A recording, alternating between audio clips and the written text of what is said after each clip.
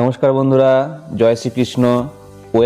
Welcome to Mondo study centre YouTube channel, a online platform for job preparation, educational news, online coaching, smart learning. তো কেমন আছো সবাই? আশা করি সকলে ভালো এবং সুস্থ আছো। বন্ধুরা, আজকে আমরা চলে এসেছি জেনারেল সায়েন্সের অতি 20টি গুরুত্বপূর্ণ প্রশ্নোত্তর পর্বের ডিটেলস অ্যানালাইসিস এবং সলিউশন নিয়ে। তো ভিডিওটি স্কিপ না করে তোমরা পুরোটি দেখো। ভিডিওটি স্কিপ করলে তোমাদের অনেক কিছু জিনিস কিন্তু মিস হয়ে যেতে পারে। তো চলো দেরি না করে শুরু করা যাক। আজকের পর্বের প্রথম কোশ্চেন দেখো, মোজাইক রোগ কোন উদ্ভিদে দেখা যায়? অপশান এ আলু, অপশান বি কলা, অপশান সি তামাক, অপশান ডি তুলো। সঠিক উত্তর হবে অপশান ডি তুলো। আর এই ক্ষেত্রে আমরা দেখব যে বাদবাকি অপশানগুলো আছে সেই উদ্ভিদে কোন কোন রোগ দেখা যায়। দেখো, আলুতে হচ্ছে ব্যাকটেরিয়াল উইল্ট, যেটা আলুর কাণ্ডকে ক্ষতিগ্রস্ত করে। কলা গাছে দেখা যায় বাঞ্চি টপ, যার ফলে গাছের বৃদ্ধি কমে যায়। আর তুলো গাছে দেখা যায় হচ্ছে ব্ল্যাক আর্ম, যার ফলে তুলো গাছের পাতা বাদামি বর্ণের হয়ে যায়। এগুলো খুব ইম্পর্টেন্ট, এইগুলো তোমরা নোট করো। চলো পরবর্তী কোশ্চেন। আম গাছ ও বেগুন গাছের পাতা ছোট হয় কোন মৌলের অভাবে? Option A zinc, option B copper, option C manganese, option D oxygen. সঠিক উত্তর হবে অপশান এ জিঙ্ক। আর বাদবাকি অপশানগুলো আমরা দেখে নেব। দেখো, কপারের অভাবে লেবু গাছের পাতা ছোট হয়ে যায়। ম্যাঙ্গানিজের অভাবে মটর গাছের ফল বাদামি হয়। অক্সিজেনের অভাবে আলুতে ব্ল্যাক হার্ট রোগ হয়। চলো পরবর্তী কোশ্চেন। ভিটামিন ইর রাসায়নিক নাম কি? Option A phylloquinone, option B tocopherol, option C cholecalciferol, option D retinol. সঠিক উত্তর হবে অপশান বি টোকোফেরল। আর আমরা এখন বিভিন্ন ভিটামিন যেগুলো আছে তাদের রাসায়নিক নাম ও অভাবজনিত রোগগুলো দেখব। দেখো, ভিটামিন এ, যার রাসায়নিক নাম হচ্ছে রেটিনল, আর এর অভাবে রাতকানা এবং শুষ্ক ত্বক রোগ লক্ষণ প্রকাশ পায়। ভিটামিন বি1, যার হচ্ছে রাসায়নিক নাম থায়ামিন, আর এর অভাবে বেরি রোগ লক্ষণ প্রকাশ পায়। ভিটামিন বি2, এর নাম হচ্ছে রিবোফ্লাভিন, যার ফলে ত্বকের রোগ দেখা যায়। ভিটামিন বি6, এর নাম হচ্ছে পাইরিডক্সিন রাসায়নিক নাম, আর এর অভাবে স্নায়ুতন্ত্রের সমস্যা, অ্যানিমিয়া রোগ লক্ষণ প্রকাশ পায়। ভিটামিন বি12, এর রাসায়নিক নাম হচ্ছে সাইনোকোবালামিন, এর অভাবে অ্যানিমিয়া, স্নায়ুক্ষয়, জ্ঞানীয় দুর্বলতা এই সমস্ত রোগ লক্ষণগুলি প্রকাশ পায়। ভিটামিন সি খুব ইম্পর্টেন্ট, এর নাম হচ্ছে অ্যাসকর্বিক অ্যাসিড, আর এর অভাবে কোন রোগ লক্ষণ প্রকাশ পায়? স্কারভি, মাড়ি ফোলা, ক্ষত নিরাময়ে বিলম্ব এইগুলো প্রকাশ পায়। ভিটামিন ডি, এর নাম হচ্ছে কোলক্যালসিফেরল বা ক্যালসিফেরল, এর অভাবে হাড়ের দুর্বলতা ও ভঙ্গুরতা অর্থাৎ রিকেট এবং অ্যাস্টিওম্যালেসিয়া এই সমস্ত রোগ লক্ষণগুলি প্রকাশ পায়। ভিটামিন ই, এটা আমরা পড়লাম টোকোফেরল, আর এর অভাবে পেশি দুর্বলতা ও স্নায়ুর সমস্যা দেখা যায়। ভিটামিন কে ফাইলোকুইনন, আর এর অভাবে রক্ত জমাট বাঁধতে সমস্যা হয়। তাহলে বোঝা গেল বিভিন্ন ভিটামিনগুলোর রাসায়নিক নাম এবং তাদের অভাবজনিত রোগগুলো তোমরা নোট করো। এগুলো কিন্তু খুব ইম্পর্টেন্ট। দেখো পরবর্তী কোশ্চেন। ব্যাঙাচির শ্বাসযন্ত্রের নাম কি? অপশান এ ফুসফুস, অপশান ডি ফুলকা, অপশান সি বহিঃফুলকা, অপশান ডি বুগলাম। সঠিক উত্তর হবে অপশান সি বহিঃফুলকা। এটি ব্যাঙাচির শ্বাসযন্ত্রের নাম। তাহলে ফুসফুস কাদের শ্বাসযন্ত্রের নাম? তাহলে এক্ষেত্রে হয়ে যাবে তোমাদের মানুষের শ্বাসযন্ত্রের নাম হচ্ছে ফুসফুস, আর ফুলকা হচ্ছে মাছের শ্বাসযন্ত্রের নাম। আর বুগলাং হচ্ছে মাকড়সা, কাঁকড়া বিছে এদের শ্বাসযন্ত্রের নাম। আর একটা আছে তোমাদের যেটা হচ্ছে বুকগিল। এই বুকগিলটা কাদের শ্বাসযন্ত্র? এটা হচ্ছে চিংড়ি, কাঁকড়া এদের শ্বাসযন্ত্রের নাম হচ্ছে বুকগিল। তোমরা এগুলো নোট করতে পারো। চলো নেক্সট কোশ্চেন। দেখো, ক্রেবস চক্র কোষের কোন অংশে ঘটে? Option A nucleus, option B ribosome, option C cytoplasm, option D mitochondria.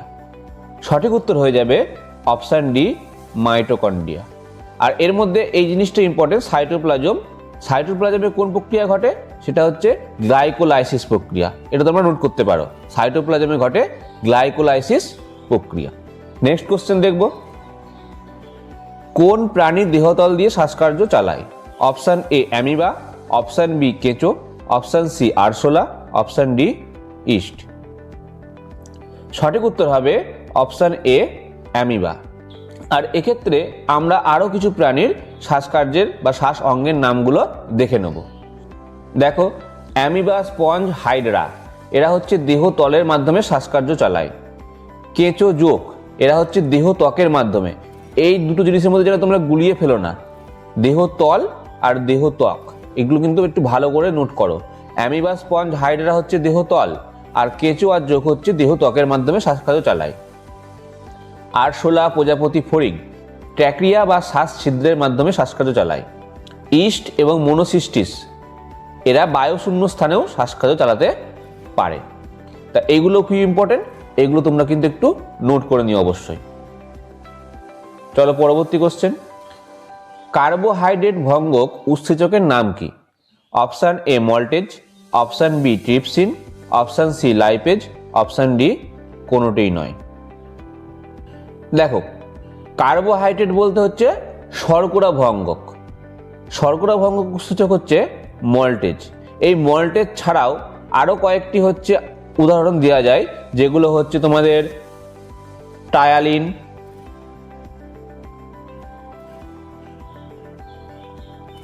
এছাড়া আছে হচ্ছে মল্টেজ এখানে রয়েছে যেটা, তারপরে হচ্ছে ল্যাকটেজ। ল্যাকটেজও কিন্তু একটা শর্করা ভঙ্গক বা কার্বোহাইড্রেট ভঙ্গক উৎসেচকের নাম। তাহলে এই ট্রিপসিন আছে, এই ট্রিপসিনের মতন আরও কিছু আছে, পেপসিন। ট্রিপসিন আর পেপসিন এই দুটো কিন্তু হয়ে যাবে তোমাদের প্রোটিন ভঙ্গক। প্রোটিন ভঙ্গক উৎসেচক। আর লাইপেজ, লাইপেজ হচ্ছে লিপিড বা ফ্যাট ভঙ্গক, এটা হয়ে যাবে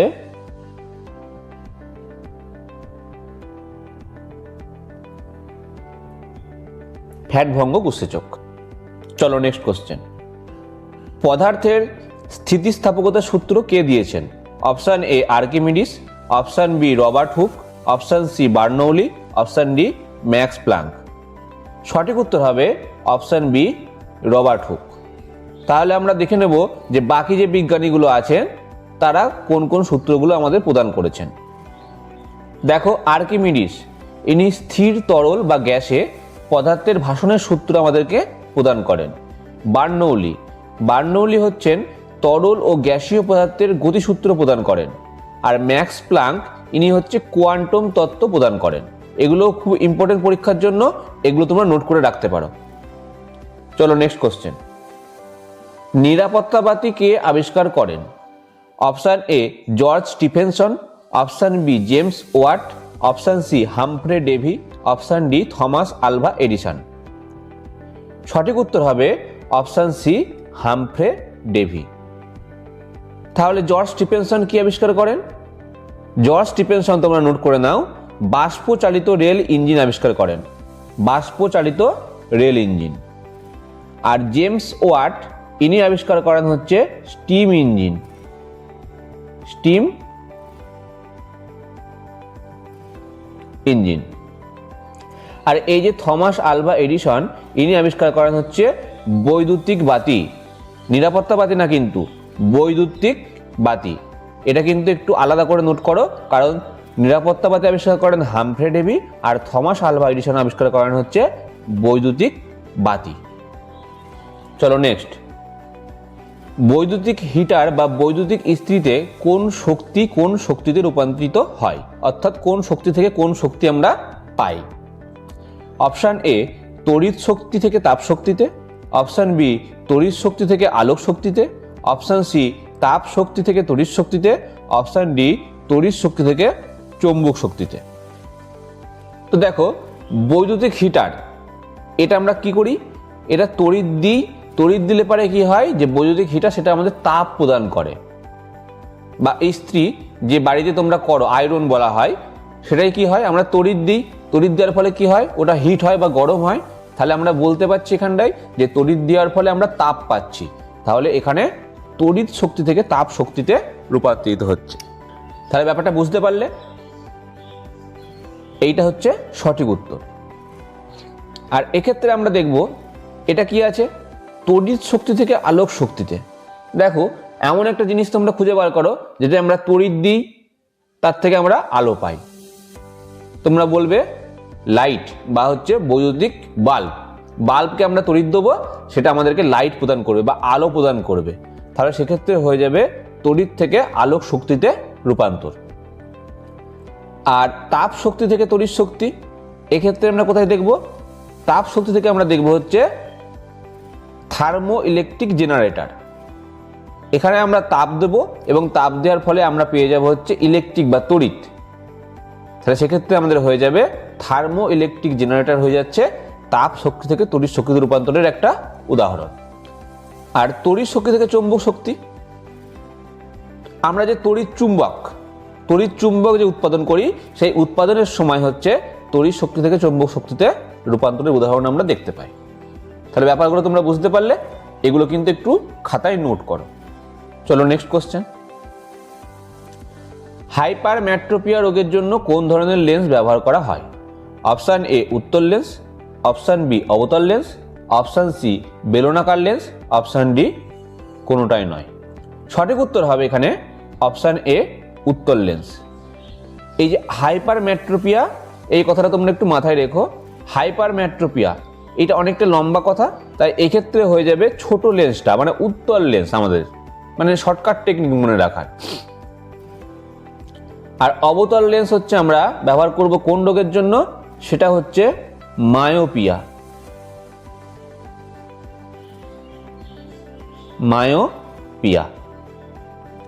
আর বেলনাকার লেন্স দুটি চোখে যে বিষম দৃষ্টি আছে তার জন্য ব্যবহার করা হয়। বিষম দৃষ্টির জন্য ব্যবহার করা হচ্ছে বেলনাকার লেন্স। চলো নেক্সট। শব্দ কি ধরনের তরঙ্গ? অপশান এ তির্যক তরঙ্গ, অপশান বি অনুপ্রস্থ তরঙ্গ, অপশান সি অনুদৈর্ঘ্য তরঙ্গ, অপশান ডি কোনোটিই নয়। তা সঠিক উত্তর হয়ে যাবে অপশান সি অনুদৈর্ঘ্য তরঙ্গ। আর তির্যক তরঙ্গর উদাহরণ যদি দিতে বলে, সেক্ষেত্রে হয়ে যাবে আলোক। আলোকের তরঙ্গ হচ্ছে তির্যক তরঙ্গ। চলো পরবর্তী কোশ্চেন। একটি বুদবুদ জলে কেমন আচরণ করে? অপশান এ উত্তল লেন্সের ন্যায়, অপশান বি অবতল লেন্সের ন্যায়, অপশান সি উত্তল দর্পণের ন্যায়, অপশান ডি অবতল দর্পণের ন্যায়। সঠিক উত্তর হবে অপশান বি অবতল লেন্সের ন্যায় বা অবতল লেন্সের মতো। বুদবুদ অর্থাৎ যে জলে যে বুড়বুড়িগুলো ওঠে, সেটা আচরণ করা হচ্ছে অবতল লেন্সের মতো। চলো নেক্সট কোশ্চেন। বৈদ্যুতিক বাতির ফিলামেন্ট কিসের তৈরি? Option A tungsten, option B graphite, option C platinum, option D তামা। সঠিক উত্তর হবে অপশান এ টাংস্টেন। আর এক্ষেত্রে আমরা এই যে বাদবাকি জিনিসগুলো আছে বা বস্তুগুলো আছে, এদের ব্যবহারগুলো আমরা দেখে নেব। দেখো, গ্রাফাইট হচ্ছে পেন্সিলের শীষ তৈরি করতে এবং ব্যাটারি বা তড়িৎ কোষে অ্যানোড হিসাবে ব্যবহার করা হয়। আর প্লাটিনাম খুব মূল্যবান ধাতু একটা, তার জন্য এটা গহনা শিল্পে এবং দাঁতের চিকিৎসায় যে অ্যালয়গুলো ব্যবহার করা হয়, সেইগুলো তৈরিতে এটা ব্যবহৃত হয়। তামা হচ্ছে বৈদ্যুতিক তার হিসাবে, নির্মাণ শিল্পে পাইপ তৈরি করতে এবং বিভিন্ন প্রকারের সংকর ধাতু তৈরির কাজে ব্যবহৃত হয়। চলো নেক্সট কোশ্চেন। কোন অ্যাসিড চিনির সংস্পর্শে আসলে চিনি কালো হয়ে যায়?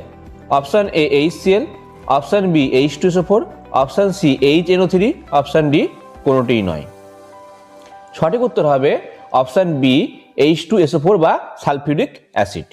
আর এক্ষেত্রে তোমরা জানো যে HCl এটা হচ্ছে হাইড্রোক্লোরিক অ্যাসিড, যাকে বলা হয় মিউরিয়েটিক অ্যাসিড। এগুলো আগেও পড়িয়েছি, তোমাদের আরেকবার করে ঝালাই হয়ে যাবে। আর H2SO4 এটা হচ্ছে তোমাদের সালফিউরিক অ্যাসিড এবং একে বলা হয় রসায়নের রাজা। আর HNO3 এটা হচ্ছে তোমাদের নাইট্রিক অ্যাসিড আর একে বলা হয় অ্যাকোয়া ফোর্টিস। চলো পরবর্তী কোশ্চেন। প্লাস্টার অফ প্যারিস কোন পদার্থকে বলে? Option A magnesium sulphate, option B calcium sulphate, option C copper sulphate, option D ferrous sulphate. সঠিক উত্তর হবে অপশান বি ক্যালসিয়াম সালফেট। আর এই যে ম্যাগনেসিয়াম সালফেট রয়েছে, একে বলা হয় হচ্ছে Epsom salt. Epsom salt. Copper sulphate, এটাকে বলা হয় হচ্ছে ব্লু ভিট্রিয়ল।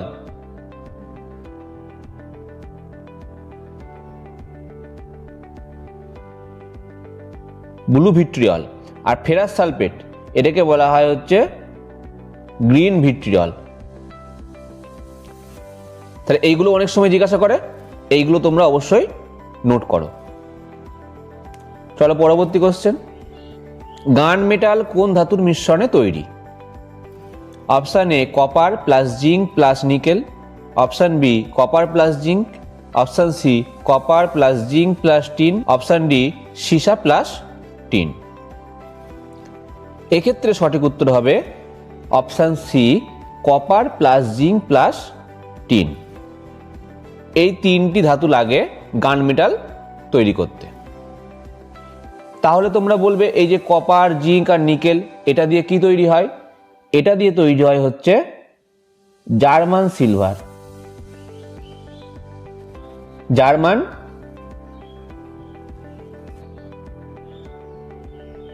সিলভার। আর কপার, জিঙ্ক এটা খুব ইম্পর্টেন্ট, এগুলো আগেও করানো হয়েছে, এটা হচ্ছে পিতল। আর সীসা আর টিন হচ্ছে রাংঝাল।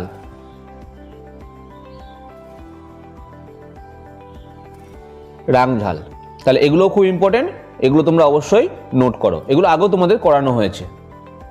চলো নেক্সট কোশ্চেন। ইস্পাতকে কঠিন করার জন্য কোন ধাতু যোগ করা হয়?